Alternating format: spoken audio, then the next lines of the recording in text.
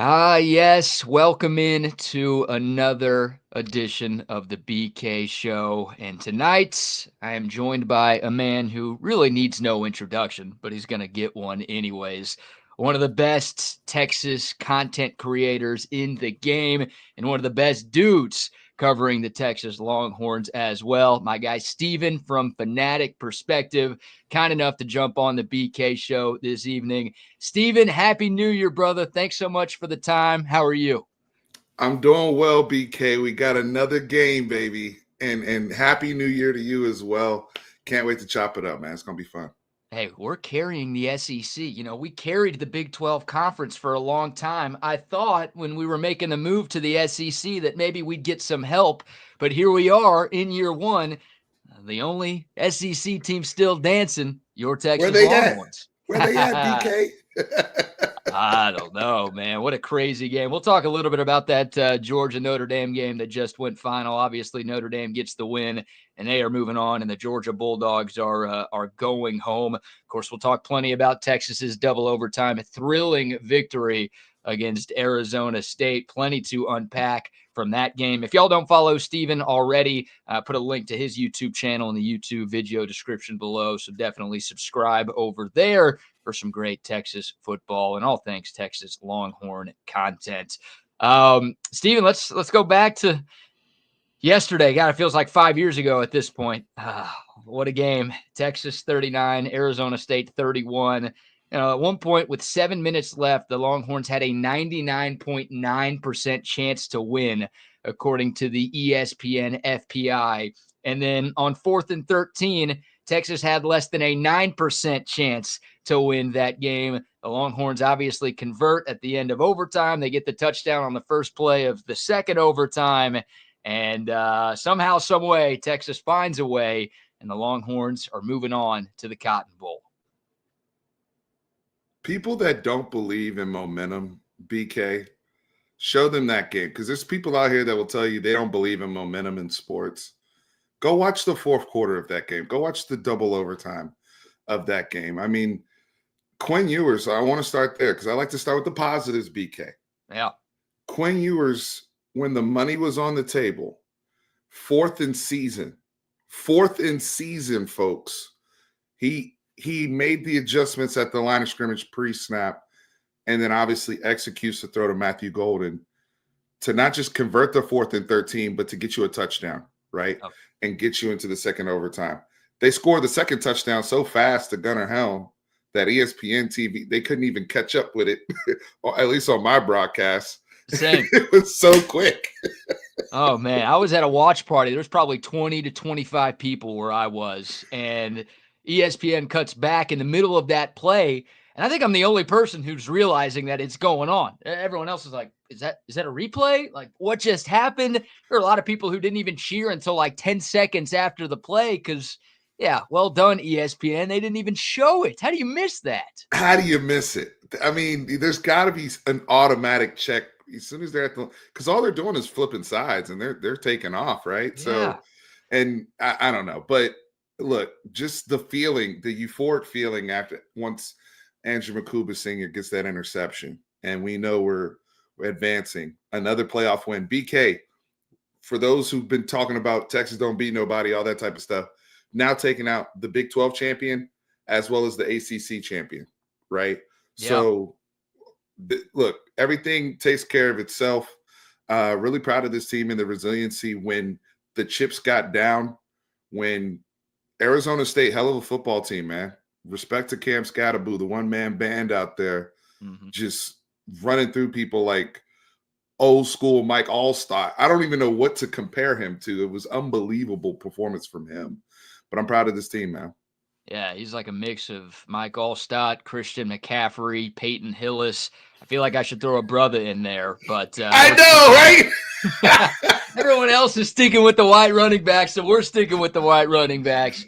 That guy is special, man. And the fact that he was throwing up on the sideline, he might have been concussed. I don't know what the hell was going on with Cam Scatteraboo. I was thinking, like, all right, he's going to be done early, and he's going to check out of this game. They're going to have to go to the backup and advantage Texas right there. And, man, looking at Cam Scatteraboo in the first half, Texas kind of bottled him up. he was looking like Ollie Gordon circa 2023 Big 12 championship game, where he's Great point. yelling, he's throwing tantrums on the sideline. He couldn't get anything going. And I'm thinking, oh, man, Texas has this game right where we want it. And then, yeah, Scadaboo starts throwing up. It's the old puke and rally, Steve. I know you've probably done that a time or two. The puke and rally, he finds a way. And look, credit to Sam Levitt, credit to everybody on Arizona State. But obviously, it was the Cam Scadaboo show. And, Steve, I'm glad I don't have to hate that guy.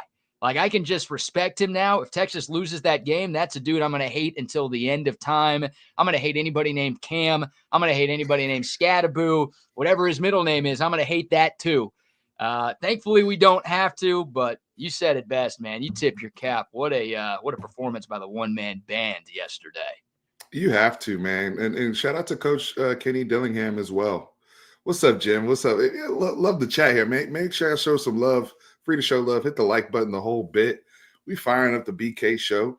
But look, Kenny Dillingham as well, man. Having the guts, the fake punts, all those things. One of the things we talked about in our preparation, and I know you covered it over on your end as well, the kitchen sink is coming from Arizona State. That's the way of life when we were in the Big 12 and we used to wrangle with the Texas Techs and some of the Baylors of the world. Yeah. Hey, everything is live, right? They don't play as straight up as we do in the SEC now, where it's more about the trenches and all that, especially with Jordan Tyson being out. Guy that was a third-team All-American, a very key piece in their vertical passing game. If you notice in that game, Arizona State really didn't have anybody they could really target. Everything had to be the quarterback creating with his legs or just straight Cam Scadaboo. So how do you manufacture those big chunk plays? Tricks, the bags of tricks, right? And so credit to them, man. I didn't think our attention to detail was the greatest yesterday. I'll be honest with you, but they had to dial it up and they did. And it put us in a bind there for a little bit.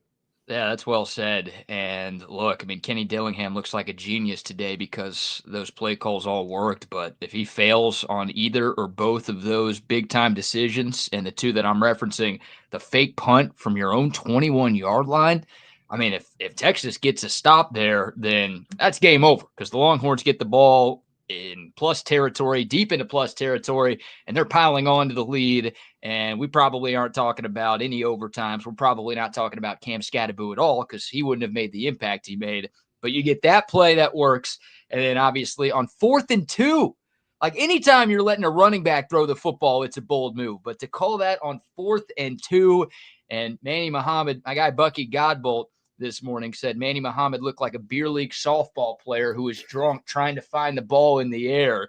Muhammad can't make the play on the ball. Scadaboo lays it up. It turns into an Arizona State touchdown. 2 bold decisions from Kenny Dillingham, but they both worked, and that's a big part of why ASU got back into the game.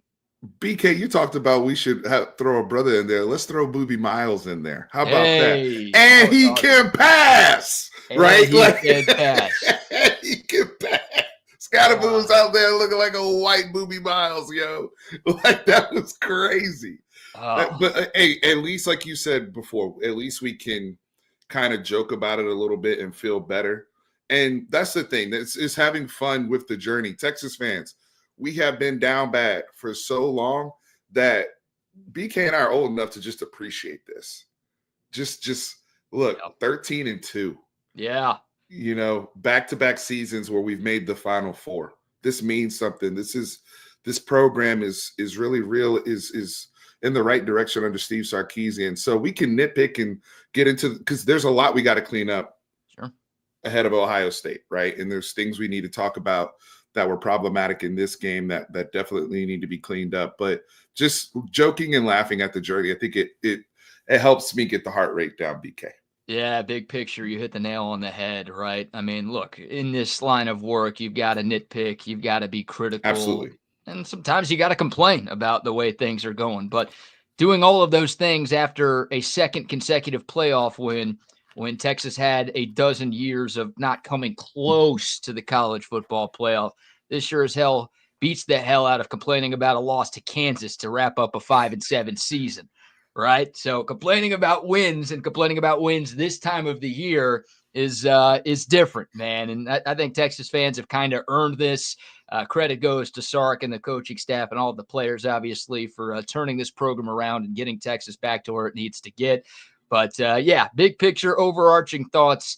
Look, even if Texas doesn't advance past Ohio State, I'm not going to be a moral victory guy, but this is still going to go down as a very successful season for Texas football. And another reason for optimism that you've got the right guy leading this program and that things are trending in the exact direction that we all want them to. 100%, man. Now, as we get into things we have to clean up, right? Special teams has just bothered me all year. And I don't know. I mean, granted, I've said punt return with Silas has just been like those choose your own adventure books every single time he gets it back there. And this time we actually hit on one. So there were some positives. I mean, Ethan Burke blocks a field goal. We actually had some good live special teams plays, but obviously it's marred by the kicking game. And I don't know what you do or you say or how you deal with the Burr Auburn situation, because you watch the Notre Dame game today. What's the young man's name? Mitch. Jeter. Mitch Jeter is his dad helps him get better, and he's booting it comfortably from 47, 48. And those are big.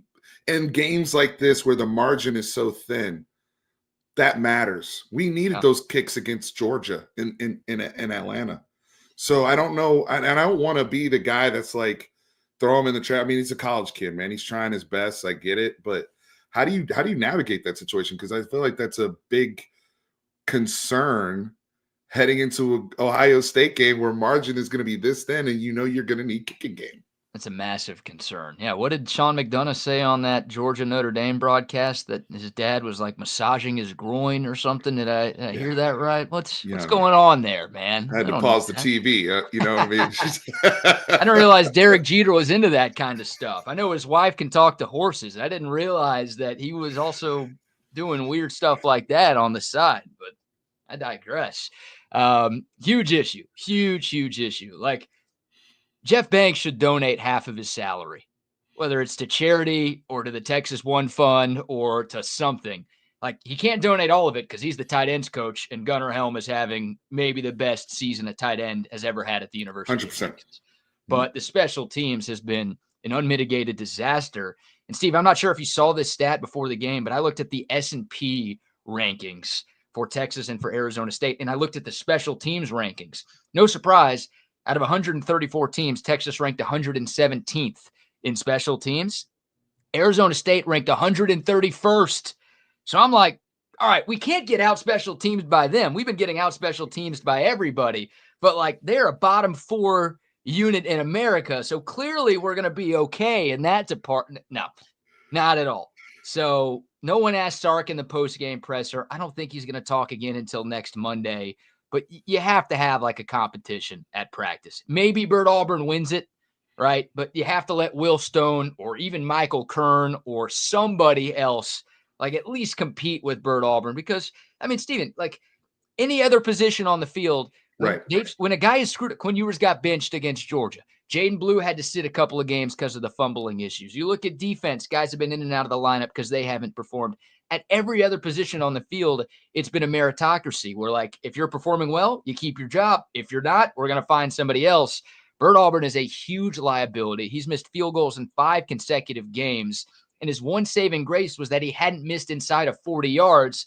Well, guess what? On that final field goal of regulation, he doinks it. So, yeah, it's a massive problem. Cost Texas an SEC championship, nearly cost Texas a shot at a national championship. I don't know if Bert Auburn's going to get benched because I don't know if they have anything better. But once again, don't you have to at least do something in practice to see if you've got something better? I think you have to for the sake of your locker room, because guys want to know. I mean, it's impacting the effort, out there as well in terms of, hey, coach, like you just eloquently described, every other position you're being evaluated and changes get made, or we have to go with this package. We had to scrap the Arch package this week because the Arch package was ineffective in the Clemson game. It's not personal at this point. It's strictly business, okay? Yep. And same thing that needs to happen, at least in practice, at least for the team to see that the coaches are giving other people an opportunity. And if Burt wins it and he wins it in front of their eyes, they can say, okay, it's not just being handed to him and say, oh, work through this, because that would not be a logical decision to make with any other player. At this point, you're either an asset or a liability. Yeah. Period. That's it. And I think, like, if Texas doesn't have a better kicker than Burt Auburn, they've got to go for it on pretty much every fourth down on the plus side of the field, don't they? Like, look, if it's 4th and 15, maybe not. But I'm Right. not talking like 4th and 2, 4th and 3, where the analytics tell you to go for it. I'm saying like 4th and 8, 4th and 9, like anything in field goal range. I think you've got a better shot at converting a 4th and medium to even long than Burt Auburn does at making a field goal. Like, I originally said, hey, maybe you cut his hair, that will help a little bit. The Or reverse Samson. Yeah, maybe you pull the Scully. Walk-on Burt was awesome. Maybe you're like, hey, you're losing your scholarship here until you figure it out again. Maybe that motivates Burt. I thought that stuff might work, but now I think he's broken. Like, I maybe you can repair him in the offseason, but I think like 2024 to early 2025 sideshow Burt is broken. And yeah, I'd go for it. Like, you can't say take the points when your kicker can't give you the points, right? Exactly. I mean, well, it's a problem when a guy's missing both ways, Yeah. right? When he comes out, he pushes it right, and then he comes back, and now he's doinking to the left. Now you're aiming, right? And that's not, when you watch Mitch Jeter kick the ball today, it's one fluid swing, right?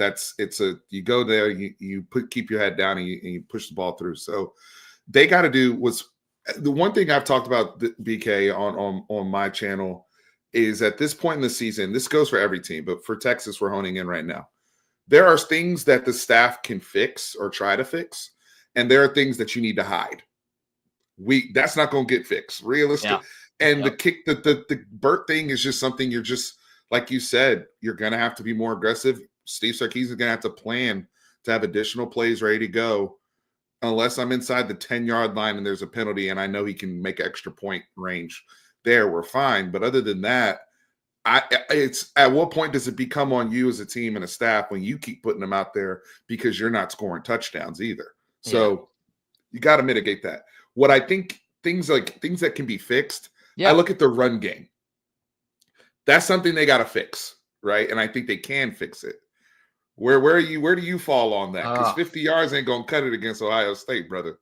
I don't know. Like, I know it's supposed to be my job to know. I don't know. Like, I thought Texas was going to be able to run for 2 bills against Arizona State. Me too. Now, even though they had a top 25 rush defense, I'm like, and I know you brought this up too, they didn't have anybody on the D-line over 300 pounds. Like, that's an undersized group that hasn't seen an offensive line like Texas is all season long. So I thought it was going to look like the Clemson game, like the A&M game, like the Kentucky game. And instead it looked like the Georgia games. I mean, 1.8 yards per carry. So I don't know anymore. Like, Sark is very stubborn with the outside zone. He is. And when it works, Clemson game, 292 yards, Jaden Blue, 77-yard touchdown, Jaden Blue, 38-yard touchdown. It's a thing of beauty. When it doesn't work, Sark doesn't abandon it, and it's 1.8 yards a carry or 1.1 yards a carry like you had in the 2 Georgia games. So, man, I don't know. You've got to find a way to get something going, even if you can't use the traditional run game, maybe more dump offs. I call them screen Sarkisian. I don't think we saw enough screens in this game. Maybe a jet sweep. Either. Mm-hmm. Maybe a jet sweep or two to Wingo, like that Michigan game, right? Like Wingo, the jet sweep, that was a huge play in that game. And here's where it goes with Arch Manning. Like, just try it. Just try it. You couldn't run the ball with the traditional ground game. Your defense is exhausted from being on the field for 38 minutes. Like, Sark just not really trying anything different in the run game once it was clear that Arizona State kind of had it figured out what they were trying to do. That's a very long-winded way of saying I'm not very confident in the run game. I agree with you. They've got to figure it out, but you can't run against Arizona State. You're playing the best defense. It ain't Texas anymore. I'm sorry. Texas is not the best defense in college football right now. The team Texas will play in Jerry World next week in your backyard, Steven, that's the best defense in college football. So if you can't run against ASU, I am very nervous about what this run game is going to look like against the Buckeyes. I think over the next 9 days, there's going to be a lot of challenging guys in internally inside the Yep. building. It's the only way. You saw it on the sideline, but Kyle Flood tried to connect with him, especially like you said, the defense is tired. You had a third quarter where they had the ball for 12 minutes. That's unacceptable. And that factors into Cam Scatterboo going crazy down the stretch. The defense is not designed to play 95 snaps. I don't care how good you are and how much Nobody's depth you is. have. Nobody's Yeah. built for that. So it's not a coincidence that some of the bigger chunk plays started coming later in the game, where for the first three quarters, we didn't allow a touchdown. I mean, we held up. We was kind of bend, don't break, but we held up. Yep. So going back to the run game, there's so much that builds off of Sark's offense out of that stuff. And I know he wants to build some of his throw game out of the outside zone looks and marrying it together. But you hit the nail on the head, man. When you're going against quicker guys like that, they're getting underneath our big guys. And when they're running out into space and it's a zone blocking scheme. So I have no leverage once you get under me. And that's exactly what's happening out there. I'd like to see them get back to that mentality that they had against Michigan, where they were able to do both because they just came out and were physical, and they still were able to line up in the pistol and go downhill and run power and duo and really lean on guys with their size and then let them marry in the outside zone. So that's something they have to fix, or else they're not going to be in a position to play for a national championship, and their journey will end in Arlington.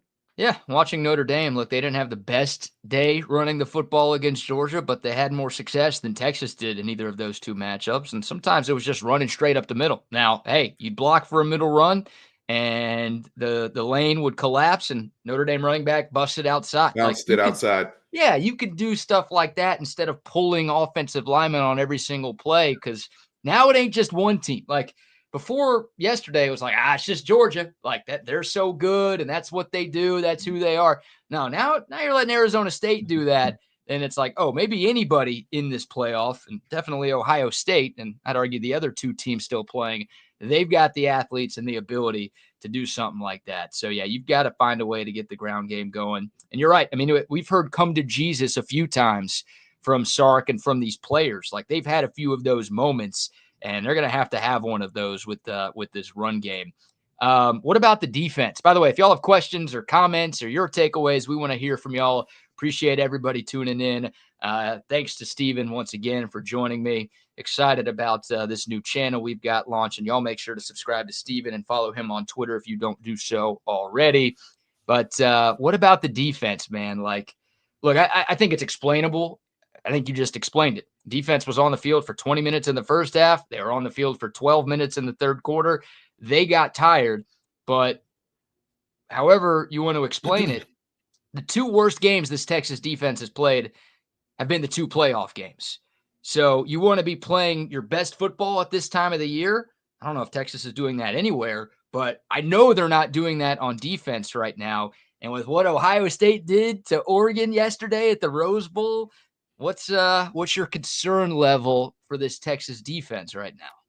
So I think physically, I can explain the physicality stuff with the snap counts. I think that is a fair thing. I don't see a lack of effort or a lack of intensity or anything in that. I think they were a little too amped early in the game, which is why some of the drives went a little longer than they probably should have. Anthony Hill overran a couple plays, or they're adjusting to Sam Levitt, who's moving at warp speed behind the line of scrimmage. I don't know if he had the lag switch on or something back there, but it was weird the way he could just accelerate and decelerate and all that. But credit to him. Yeah. My thing with the defense is interesting. You brought up the Clemson game. I said Clemson would put points on the board because it's a better quarterback. Yeah. And I think now you're seeing at this part of the season, you're playing better offenses. You're playing better quarterbacks. One of the things we kind of struggled with in terms of that we didn't see down the stretch in SEC play, we played Brock Vandagriff, who's now announced he's retiring, and Kentucky had to go to their backup. We played a very young green Marcel Reed. How many guys, how many of the guys, I mean, Pavia's a guy, right? Like, how many of those, Michigan didn't have a guy. So now really a true quarterback that can make something happen and is one of the better guys and advancing the ball downfield, I think it is presented some challenges and some things that we maybe haven't seen. Yeah. I say all that to say this. I think they got to lock in and just have better complementary football across the board, and that includes special teams. I think that all helps the defense. I think that the problem, too, is that we've gotten too resilient or too reliant, on the defense to where we expect them to just be so lights out that the offense can just take their time to get the car started, get the hands warmed up before they actually go out there and start cooking like that we know that they can. I think it'd be refreshing for the defense to see the offense start fast. And we were getting there in the Arizona State game, and then after the Silas punt return, it was crickets. Yep. Right? Well, did Sark have a 2-play script? Because the first 2 plays were money. Literally everything after that on offense until, late in the fourth quarter and in overtimes, this was a disaster. Like for 50 minutes, the offense just, I don't know. It took their foot off the gas. It was a lot of breaks and not a lot of gas, I thought. And one other thing I want to add to the defense, because this is where I really am concerned.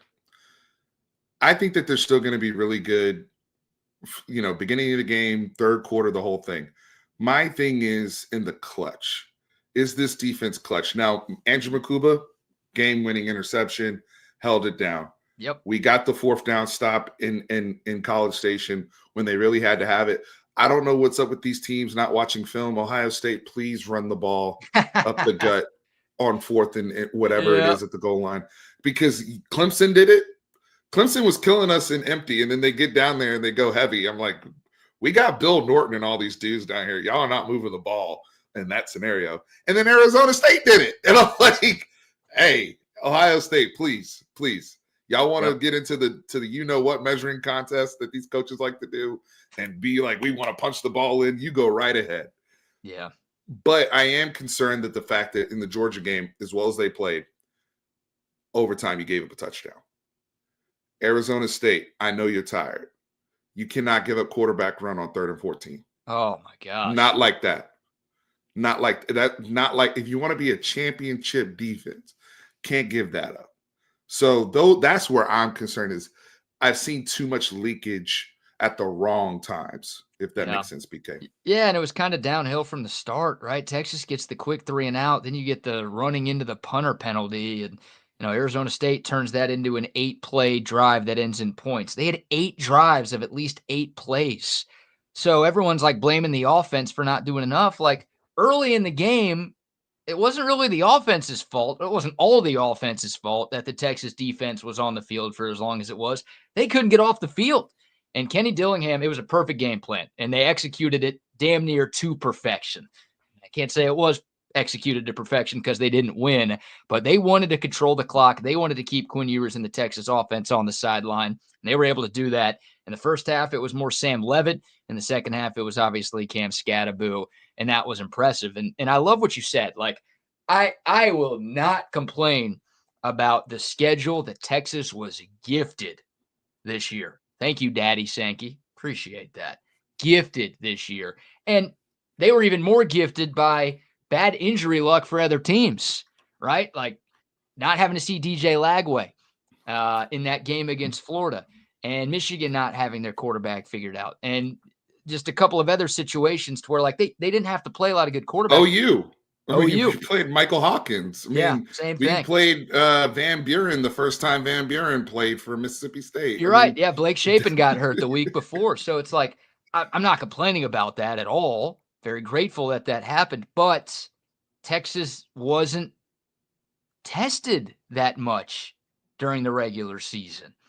And obviously, it was an argument that Texas haters used against Texas all season long. Like, they haven't beaten anybody. And look, I'm not going that far because Texas beat a lot of teams that beat up on a lot of other really good teams this year.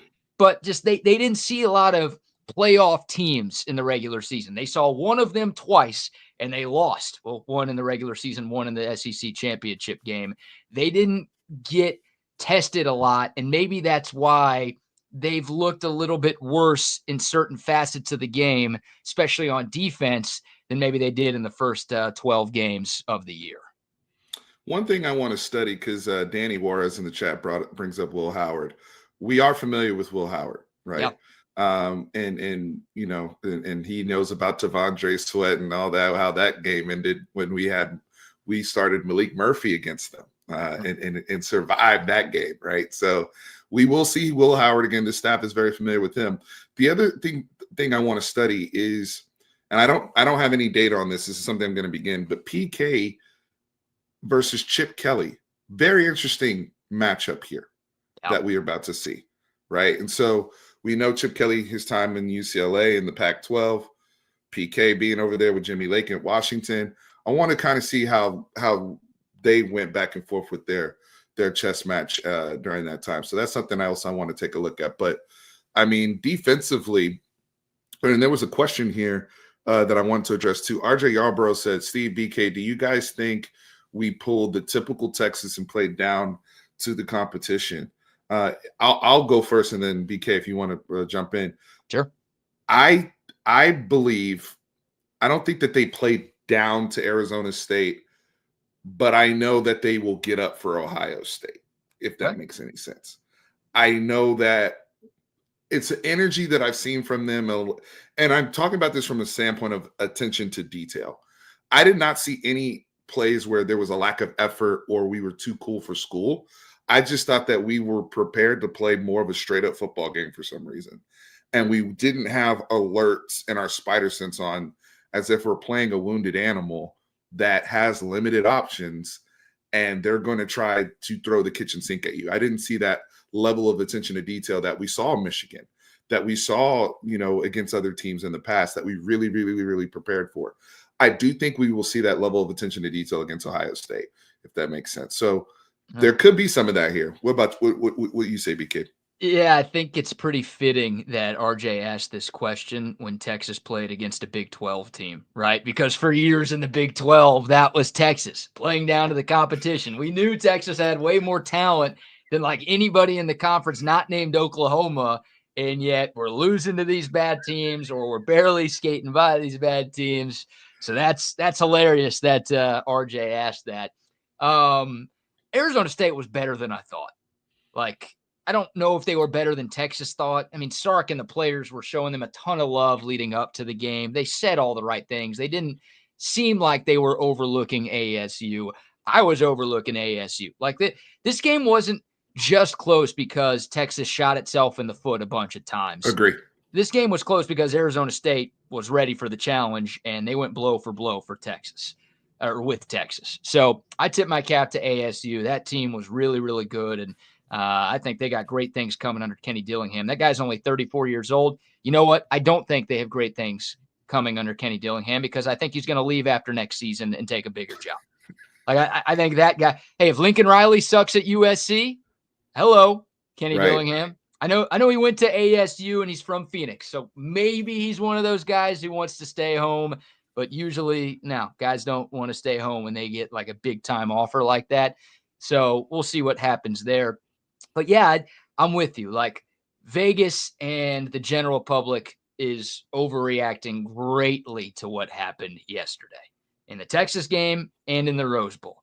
Because the look ahead line for Texas Ohio State before yesterday was like 1.5 to 2, and now it's 6 in favor of the Buckeyes. Let's not forget what Ohio State did against Michigan like 3 weeks ago, and what Texas did to that same Michigan team this season.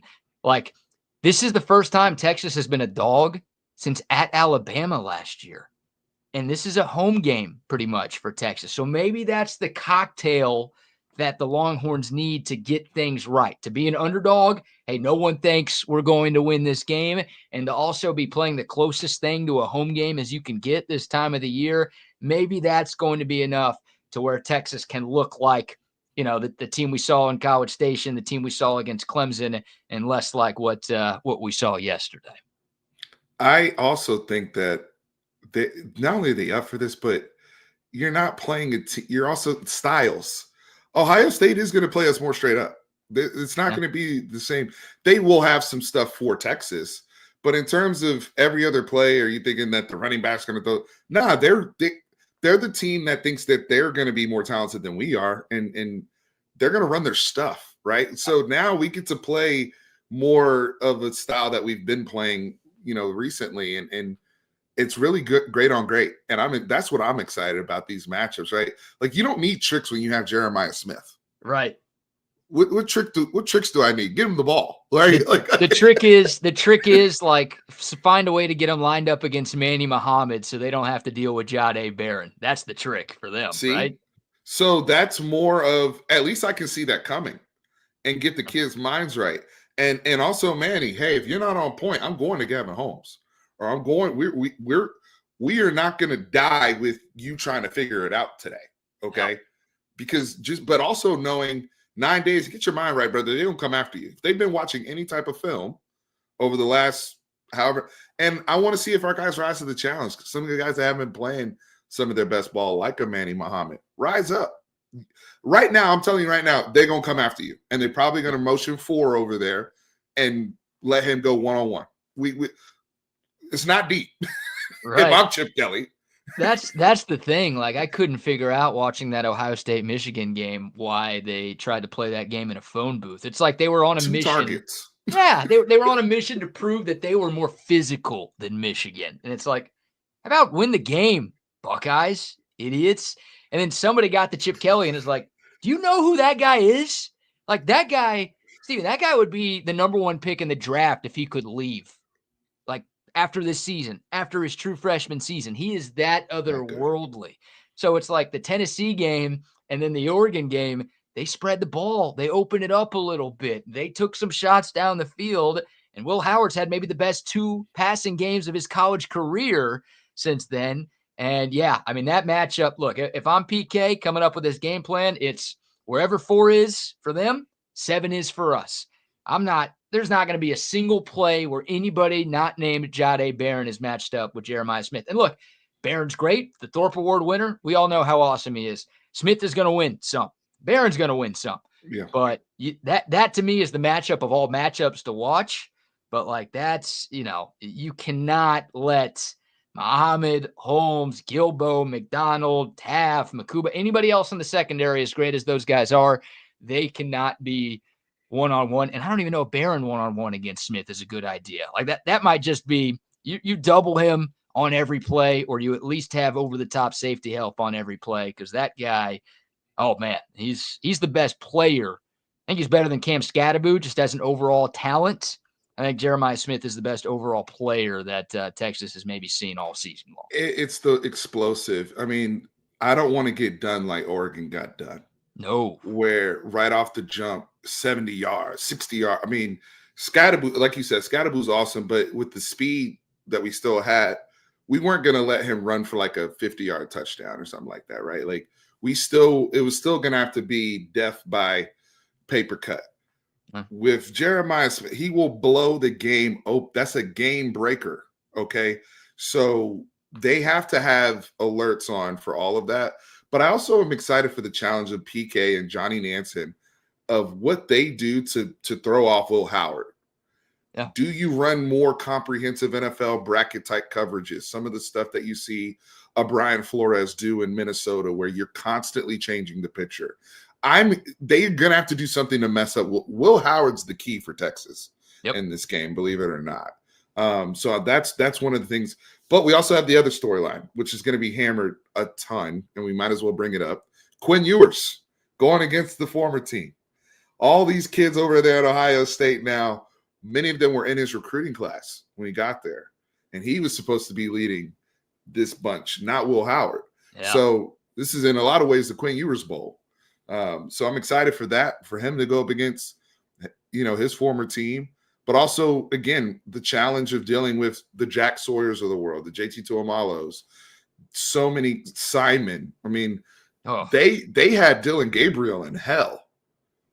So I'm excited to see how Quinn and Sark and them manage that Texas offense versus Ohio State. Did you hear that? I feel like somebody above me at my apartment just like fell and broke something. I don't know. No. That's awesome. Everything's okay. I was hoping you heard that. You're a much better guy than I am. I'm looking for the content. You're like, I hope everyone's good. Oh man. Yeah, that's it. Confuse Will Howard. That's a key for Texas and Quinn Ewers. Yeah. I mean, look, you also have the fact that Texas opens up next season at the Shoe. So for the losing First team, game. it'll be back-to-back games against each other. And obviously for the winning team, it'll be 2 out of 3 against the other team. So that's a wild storyline as well. We almost got that with Michigan last year, but of course Texas couldn't hold up its end of the bargain in the semifinal. Sorry to bring that up. I know we're all having a good time. That's on me. That's why we're here, though, BK. You're right. We put that up on the wall, just like the 2014 Spurs when we lost to Miami in 7. We're coming right back the next year. Okay, look, that's why we're here, because we were down. Final snap, AD Mitchell, Quinn, just get the ball down, give us a chance. Yeah. One snap, right? So we've put all this 365 days later. They're now in the same position they were the last time. Can they get it done? Yeah. If I love the way Quinn played yesterday, I think if he plays like that and the run game gets going, then Texas will be fine. But those are big asks. Those are big asks because both of those aspects of the team have been a little too inconsistent for everyone's liking this season. But yeah, maybe Quinn's got a little extra motivation going up against his former team. Not that they wronged him. The guy got paid $1 million to do jack shit at Ohio State. So like, I don't know if Quinn has any sort of hatred to Ohio State. I think the Buckeyes probably have more hatred to him because it's like, wait, that guy made more money than I did here, and he did what now? But yeah, I mean the storylines we've had a lot of them. Obviously, Cade Klubnik coming home in the first game, the 6 Texas transfers on Arizona State, and obviously Jermaine Lole being a former Sun Devil playing for Texas, that made for some pretty compelling stuff. And then, yeah, you get a few storylines with Quinn, with the fact that these teams play on August 30th to open up the 2025 season. Like, this is good. The 12-team playoff, it's been fun. You know, we haven't had a lot of close games. Texas was the only close game, as a matter of fact. But there's been plenty of compelling storylines and plenty of intrigue, and I think that's only going to increase as we get to the Final Four of this thing. Like you said, a lot of overreaction, too. A lot of overreaction.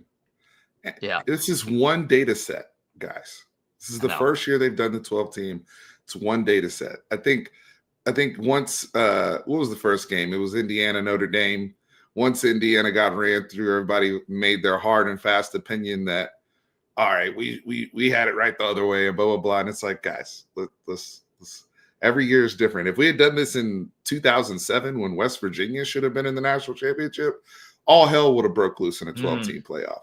Every year is different. So there's a lot of overreaction going on. And like BK said, expect the overreaction with the analysis of Ohio State and Texas, because right now Ohio State looks like a juggernaut and it looks like Texas came in on a donut.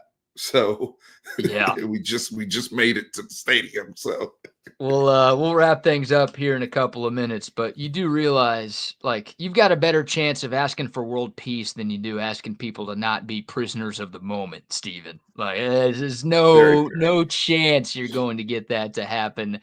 But you're right. And it's funny because it's obvious people overreact because we were saying, oh, Indiana didn't deserve it. They didn't deserve it. Then Alabama loses to Michigan and South Carolina loses to Illinois.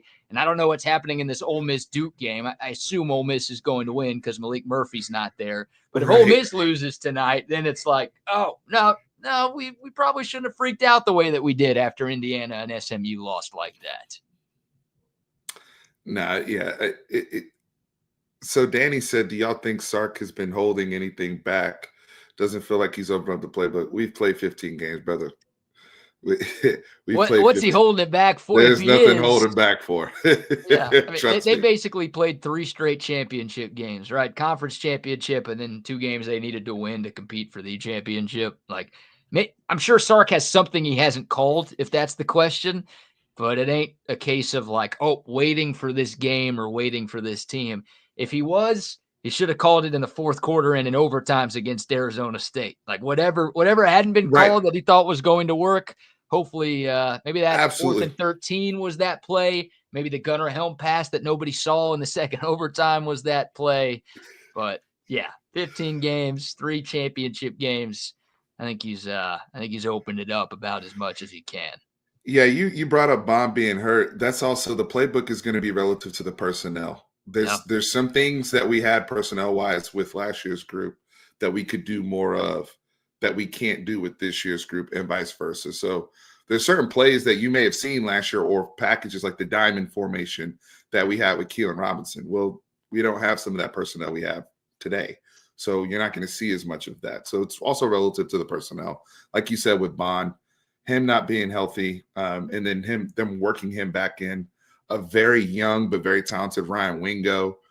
There's only so much you can do. So I don't think there's anything he's got like a secret playbook or anything holding it back now. They running their stuff. And Ohio State's running their stuff. Yeah. Amen. All right, one last question since you brought up last year. What a hypothetical world this would be. If you could go NFL Street and pick one player on last year's Texas team to play in next Friday's game against Ohio State. One player, it could be offense, it could be defense. Hell, it can be 2024 Burt Auburn if you want. You can go with last year's kicker if you want. One guy who's not here now that you would love to have for this game against the Buckeyes, who would it be?